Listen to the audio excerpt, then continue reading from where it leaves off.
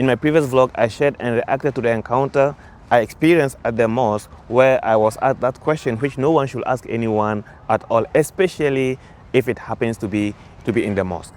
That vlog has actually inspired this vlog. And in this chit chat, I'm going to share and answer that question which I have been asking myself, and I believe every Muslim should ask themselves. Why am I Muslim? Now, get a cup of coffee or tea and let's do this. Bismillah. So I video you. Buat okay Yeah. Apa YouTube abang? Apa YouTube abang? Oh, YouTube abang. 1 Baba Salam. Oh. Nombor 1 Baba Salam. Jangan lupa ya. So nanti subscribe ya. Saya tengok you dulu sana ya. Alright. So nama dia apa? Raja Farisha Aiman. Rajit. Raja. Farisha. Aiman. Aiman. Iman Mikael Azmi. Sekolah mana? SK Meru. So nanti belajar baik-baik ya. Nanti nak jadi apa? Nak jadi chef. Chef sahaja ke ustaz dengan chef? Dua-dua boleh lah. You? Askar? Nak jadi askar? InsyaAllah boleh. So belajar baik-baik, InsyaAllah usaha nanti boleh jadilah. Ya? Okay, jumpa lagi. Assalamualaikum. Salam. Assalamualaikum. Welcome back to a new vlog here on One Baba Salam.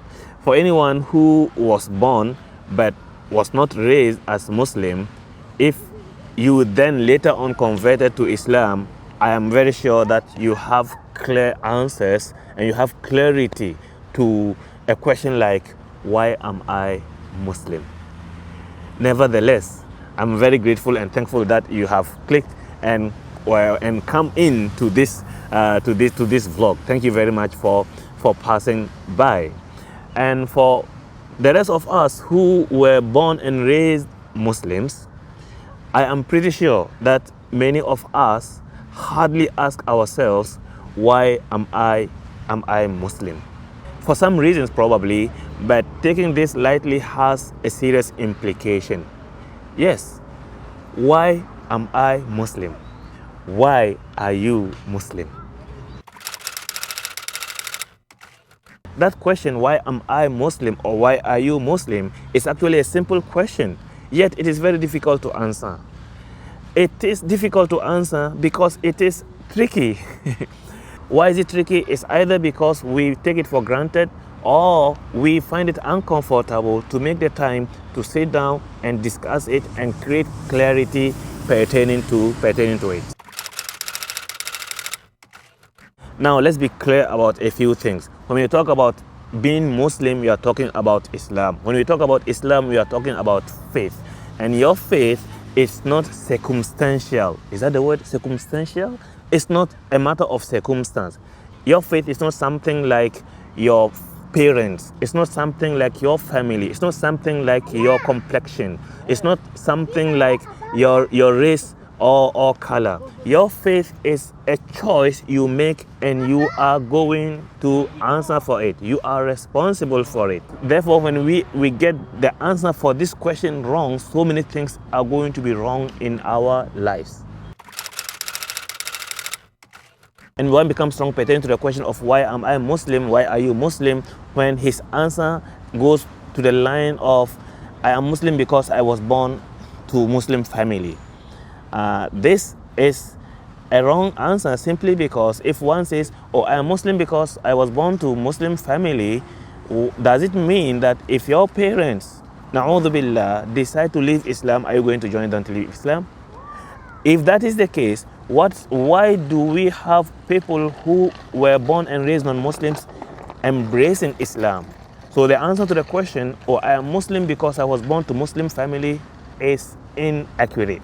It is also wrong for one's answer to go in the line of, oh, I am Muslim because I wanted to get married and I have to fulfill the criteria of being Muslim in order to marry the love of my life. Does it mean that Now that you are Muslim, after fulfilling that, what happens if, na'udhu billah, may Allah safeguard, if divorce happens? What happens if the person for whom you became Muslim is no longer alive? Are you going to leave Islam because of that? Therefore, if one is Muslim simply because he wanted to be able to fulfill marriage requirement, then there's something wrong with that as well. One is also wrong when his status or condition as a Muslim is simply because, oh, it was because I read this book, I listened to this speaker, I attended this motivational speak, and I was convinced to be Muslim on that basis. At the end of the day, whoever as a person speaks and convinces me to embrace Islam, whatever it is that he has used to convince me, they are facts that are available out there. With or without him, those facts can be actually discovered, can be actually reached to. In fact, there are situations where authors and motivational speakers, religious teachers, some have denounced Islam, some have left Islam. And some of them have actually guided non-Muslims to Islam. If one happens to be one of those who say, oh, I am Muslim because of this and so person, and the person is no longer Muslim, what will that mean? So now back to the question, why am I Muslim? First, I am Muslim because I have realized that Allah subhanahu wa ta'ala is the creator, one and only. Second, he created me for a noble purpose. Third, that noble purpose is to worship him. And one cannot worship him until he submits. Submitting to Allah subhanahu wa ta'ala, submitting to his commands means to be Muslim. One cannot submit to Allah subhanahu wa ta'ala until he becomes Muslim. And it is only when one becomes Muslim that he can worship Allah subhanahu wa ta'ala in the way that pleases Allah subhanahu wa ta'ala. It is upon submitting to Allah subhanahu wa ta'ala that one is able to live the purpose for which he was created and brought into existence on this earth. Alright, the answers to these questions are very simple, I suppose. However, they must ingrain in the heart of the Muslim. They must ingrain in the heart of the Muslim for him to taste what real Islam is about. They must ingrain in the heart of the Muslim for him to really live what Islam is about. And here are some of the things that if these answers ingrain in your heart, you are going to achieve. Your answers doesn't necessarily have to be exact as mine, but at the end of the day, they all should be able to align with Allah subhanahu wa ta'ala. First, when one has clear answers to why I am Muslim, why he is Muslim, his La ilaha illallah will have a whole new taste, wholesome, a whole new taste. His La ilaha illallah will have a whole new taste. Yes, when one is clear about why he is Muslim, his Muhammadun Rasulullah will have a different effect on him.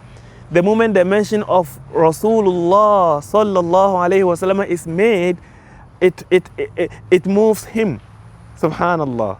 When one is clear about why he is Muslim, his saying of Allahu Akbar will take a whole new level.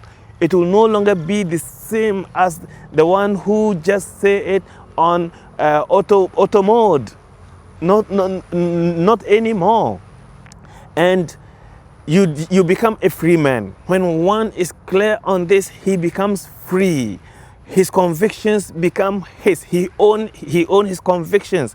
He owns his opinions. He owns his actions and their consequences. And is ready to answer for them accordingly. When one is clear on this, he's able to detach his heart from worldly materials. His worldview is shaped in a way that pleases Allah subhanahu wa ta'ala. And and he realizes how temporal this world is. And therefore, he will not compete with anyone pertaining to dunya issues, neither Muslim nor non-Muslim. وَفِي ذَلِكَ فَلْيَتَنَافَسِ الْمُتَنَافِسُونَ. If he's going to compete, he's going to compete فَاسْتَبِقُوا الْخَيْرَاتِ, on goodness. He's going to compete on righteousness. And that also so that they will complete one another and not to downplay one another. When one is clear on this, you no longer become that Muslim who is Muslim because he was born to Muslim parents, Muslim community, Muslim society, what have you. You no longer become that Muslim who probably might have embraced Islam to fulfill marriage criteria or conditions.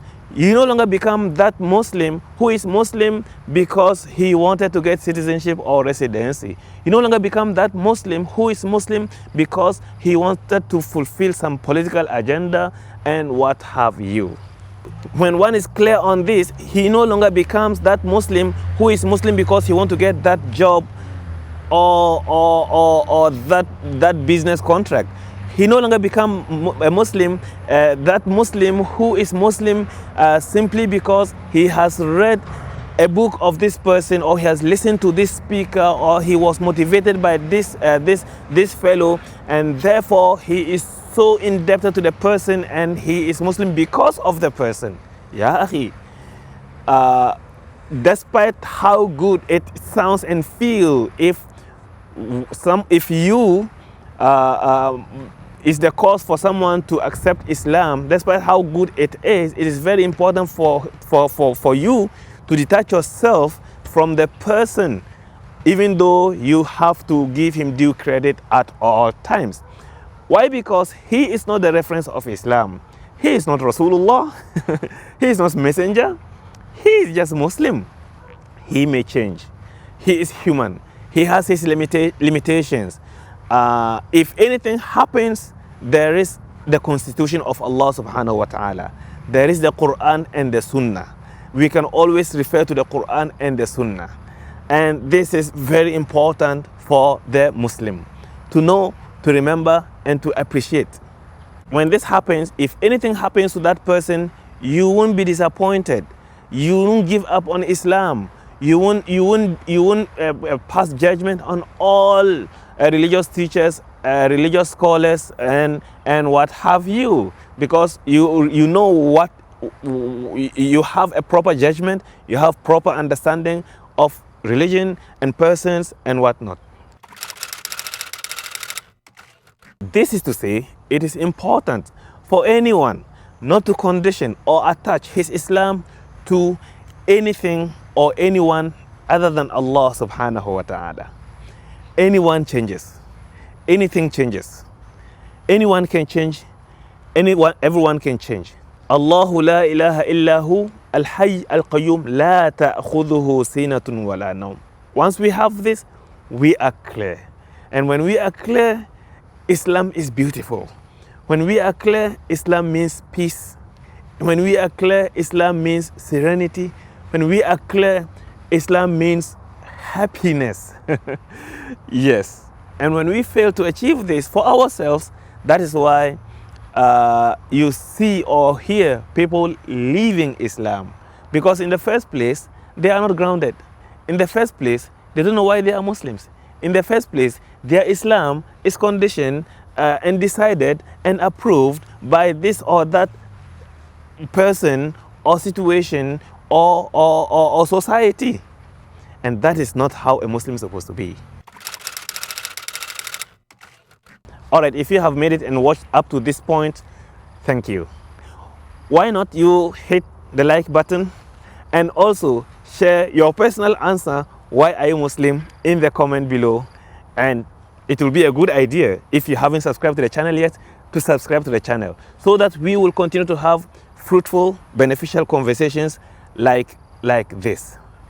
And that's all I have to share in this vlog for today.